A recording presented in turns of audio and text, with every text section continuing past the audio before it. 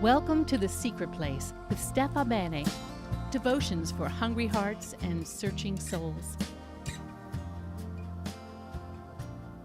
It's May. Tra-la, it's here. Welcome back to The Secret Place with Steffa. It's been a while. I know it's been a few weeks since I posted anything on my YouTube channel. And there's a reason for that, but I am back now, and I can't wait to chat with you and tell you what's been going on. Some of you who watch know that since the beginning of March, I have been having trouble with my voice. And I think I referenced it maybe once throughout the fall and the winter. A couple of times you saw me eclipse into coughing, and we had to edit, and I was having cough drops in my mouth and water all the time. Well, thank God. You know, it's getting better. It's getting better. From March, April, and the beginning of May, I was told by the doctor that I needed to be on vocal rest, and that meant talking like this. Talking like this. So that was, if you can imagine, that was not fun at school with trying to wear a little headphone microphone, and amplifier on my belt. Just so the students could hear me. God bless those students, so dear and so sweet, praying for me and dealing with that inconvenience to them. But I'm back in full voice, and I am thanking God for it. There's still a few things going on there, but I don't have to whisper anymore. I've decided not to whisper anymore. Let me tell you something. We are going to get to this excellent book that I found in Nashville. It's called Henri's Mantle by Chris Glaser, and it's all about Henri Nouwen. As you know, I love him. But I've got to tell you, what I learned from the 2 solid months of whispering, and all of the secret places that have been playing in March and April have been things that I recorded in February. You probably figured that. So this is my first time back in several months. But just imagine this. Me talking like this, whispering like this, and having to make sure that I control my expression in my voice. Well, here's what happens when you try to control your expression in your voice, right? You try to control your expression in your voice, and your face matches it. So this animated face, which is just me, was walking around like this in class. Hello, class. It's time to talk about wisdom and eloquence in the Little John book. So if you will get your books out, please get them out now. Let's start with, do you see, it's like very, very little expression. I felt like I was in this box, literally this like wooden crate that was hammered down, and I could breathe, but I could only project who I am, to about 6 inches in front of me.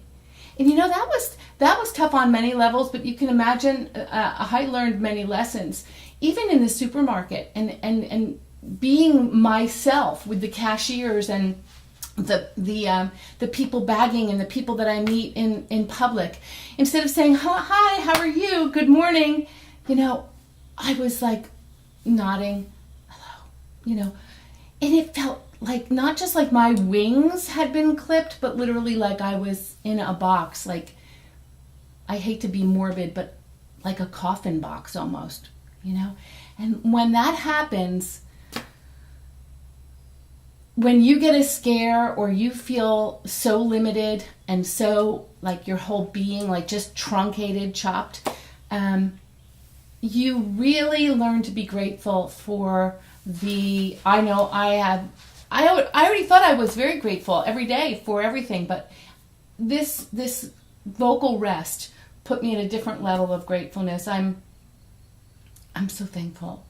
I'm so thankful to God that I do have a voice, and that I can use it in some small way to encourage you, to share my process with you, to teach at the university, to hang with my kids and my friends and be a part of the conversation.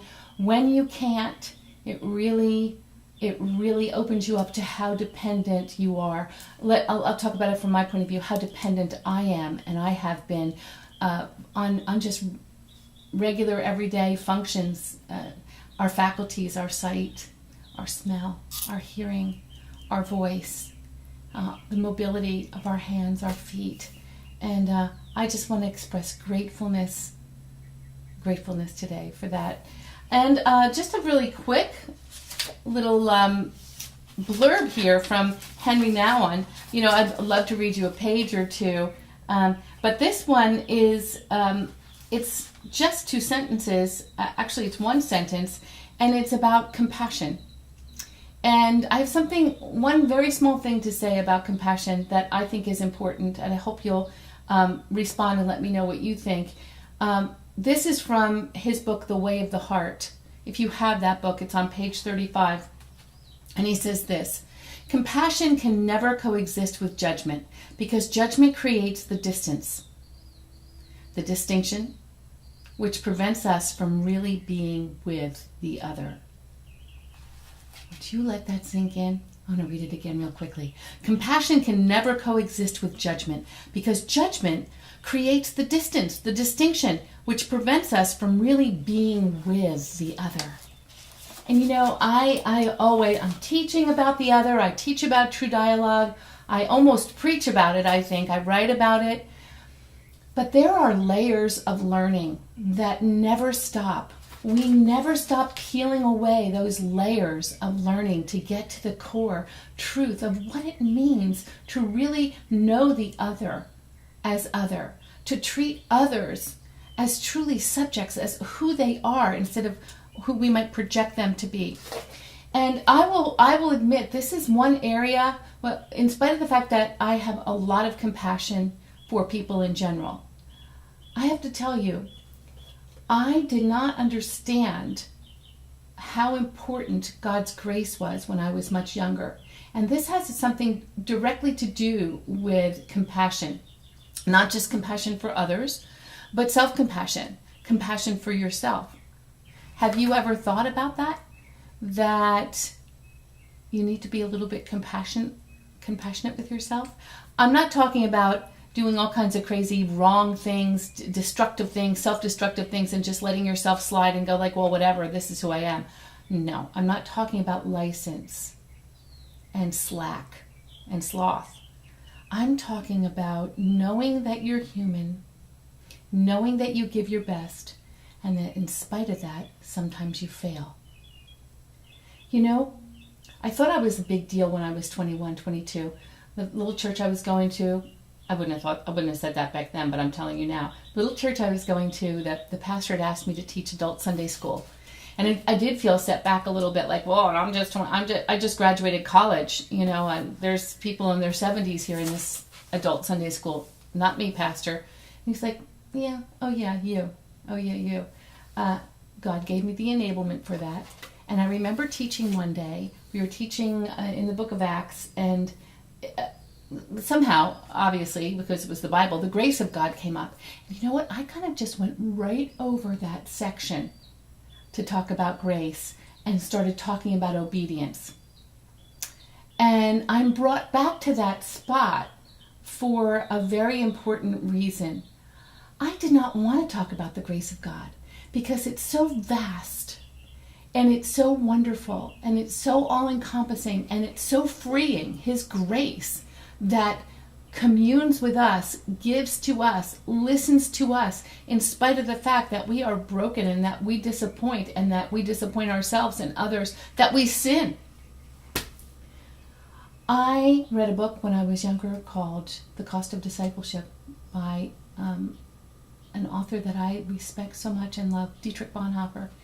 And that book kind of set me on a road where I began to see cheap grace everywhere I went. Well, what is cheap grace? Bonhoeffer talks about cheap grace being like that grace of God that we accept and we love, but we don't take it to heart and walk in the disciplines that God gives us to walk in, to be fruitful.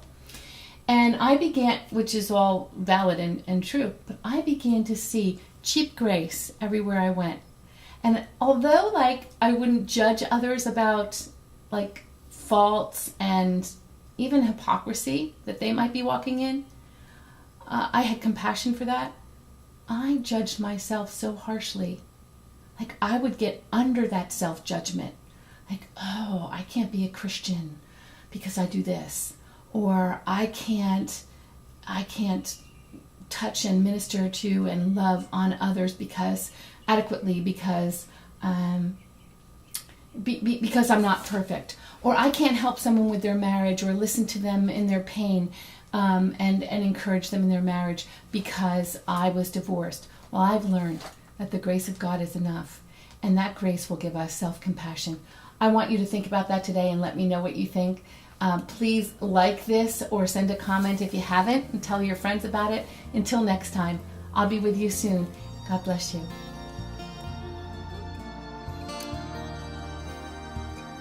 Breathe, listen, and receive.